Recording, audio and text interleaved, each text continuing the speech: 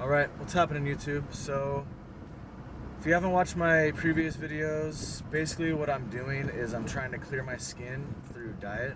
And originally what I did was the carnivore diet for 5 or 6 weeks, and my skin healed tremendously. I had no kind of blemish on my skin. I didn't have to use any kind of acne product or treatment on my skin. Almost like miraculously cleared it.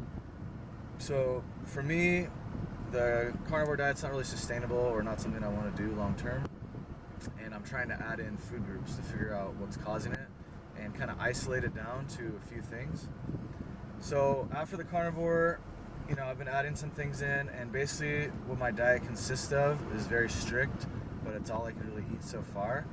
Is I do sweet potatoes and white potatoes, organic russet potatoes to be specific. And I'll have, the only protein source I have is red meat, and it's going to be high quality, grass-fed, grass-finished ground beef, or like a good cut of beef, or like lamb or something, just any kind of red meat. And that's just because I'm trying to have a carnivore base and then maybe branch out on that. But so far, with the 2 different kinds of potatoes and the red meat, my skin is pretty exceptional. So it's not as good as when I was on carnivore, because I'll still get like 1 or 2 little zits a week, maybe a little bit less than that, but there's still something popping up. And also forgot to mention, the only condiments that I use are organic tomato paste, or like a really like low ingredient ketchup just to put on the potatoes, or honey, which I put on the sweet potatoes.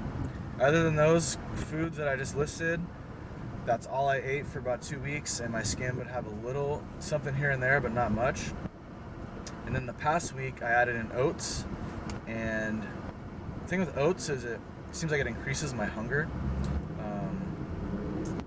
I know there's some reasons behind that, but I don't really want to get into that, because the oatmeal actually, it felt good. My digestion was really the best it's ever been when I was doing oatmeal, just like 2 servings a day right in the morning. And I felt good doing that. I did the oats for a couple days, and then I wanted to add in some omega-3s. So with this diet right now, my omega-3s are lacking for sure, because I'm having just the beef, and I know it's grass-fed, but it doesn't have that many omega-3s. I should be having fish, but I am trying to isolate this problem, and it seems like every time I have fish oil, my skin goes crazy. So either the oats or the fish oil this past week made my skin break out like insane. The worst breakout I've had in a long time. So I know you can't see it on this lighting, but my forehead broke out, and I had like zits on both sides of my cheek. It was pretty bad, and it started like a day after I did just 1 teaspoon of fish oil, and like 3 days after I was doing the oatmeal. But even after the oatmeal, nothing happened. So to me, it seems like it's going to be the fish oil, which seems really weird. But the reasoning behind, or what it could be, there's 2 things. So with the fish oil, omega-3s are really, really good for you, right? I mean, we all know this, pretty heavily researched. Maybe not a lot of omega-3s, but like a decent amount you get from fish, or like maybe 1 fish oil supplement, very beneficial. So, I want to increase omega-3 intake, especially when you're having carbs. It's important, a lot more important than the carnivore diet, because your body uses a different metabolism, and omega-3s are going to reduce the inflammation from the glucose metabolism that your body's using, which is going to cause a lot more, oxidation and things. So on that point, kind of getting back to what I was saying before, the omega-3s, after doing a lot of research, I had a feeling it might have been something related to the fish, because when I was doing the carnivore diet, my skin did break out from eggs, so those have omega-3 in it.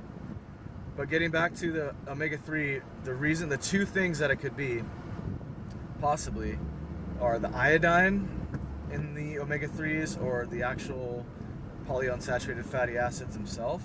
So omega-3 is a PUFA for short, polyunsaturated fatty acid. So with the PUFAs, what can happen with carbohydrates when you add in carbs, and I think more specifically sugar, is they combine with the polyunsaturated fatty acids, the omega-3s, specifically, they could do it with omega-6, but to me it seems like the omega-3, they could combine and cause inflammation because the PUFAs are very unstable and they can oxidize. So that's why they're not good to cook with and things, because they're not as stable at higher temperatures or just as stable at any kind of temperature in general. So the instability of the PUFAs, they can work with the carbohydrates and oxidize in your body. So it's a possibility that they're oxidizing, and it's showing on my skin specifically. Other than the skin, I feel fine when I do it. I actually feel a little better with the omega-3, so it could be more like a detox symptom, but it is a possibility. Carbohydrate and PUFA combo is not a good combo for me. And also, like I mentioned, the iodine. A lot of research on this has been done, and like a lot of conflicting results for acne and iodine. If you look it up, you can see a lot of people have benefits from the iodine. Lots of people have breakouts from the iodine. There's been studies in the past, and maybe in the 90s, if I can recall correctly, that they put iodine on the skin to actually cause a breakout of some sort. So there is a connection for sure. And my hypothesis is why it can cause acne is because of a couple things. So the main thing that I think is causing it, if it is the iodine, is basically, I'll give you a breakdown. There's 3 halogens, and it's fluoride, bromide, and iodide. So they all compete for the same receptors in your body, and when we're living in the society we're living in today, the fluoride adds up because it's in our drinking water, and when we shower we absorb it. So our body absorbs the fluoride. It takes up all the receptors and the storage places that iodine is usually stored. And when you intake the iodine, it's actually trying to flush out the fluoride, because the iodine is the heaviest of them all. It's the heaviest halogen, one of the heavier elements, and it accumulates in your body, which is good. You want the iodine in your body.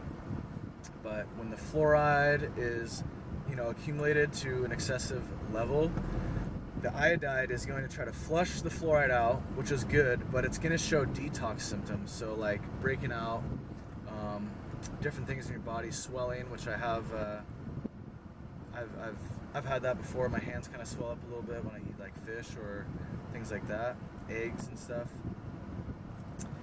But the telltale sign for me is the acne, the breakouts that I get. So that's my hypothesis with the iodine. So it is possible to like flush it out and have it completely fine. But to do that, you have to be like ready and being in like a state of like flushing things out. So hopefully I didn't ramble too much, and I kind of give you a general idea. I can do another video on like the fluoride and iodine kind of detox symptoms, or the omega-3s as a separate video, but I kind of just wanted to give you an update and my thoughts of what's going on. So I'm going to try to keep adding in more food. I mean, I want to eat omega-3s, and I absolutely almost no iodine in my body right now, or in my diet. So I'm going to figure out what it is. I have some potassium iodide supplement that I bought in a liquid form. I'm just going to go down to base diet until my skin doesn't do anything for about 3 or 4 days, maybe full carnivore. And I'm going to do the super dose of the potassium iodide to see if the iodine gives me the detox symptoms like I was saying.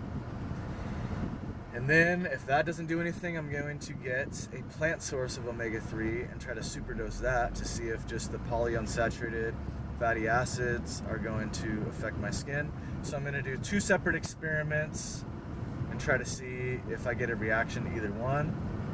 If I don't, then I'm back to square one. And yeah, I mean, I'm going to get this figured out. I know somebody else is having a similar issue, so it's got to help somebody out there. And if you got to the end of the video, give it a like.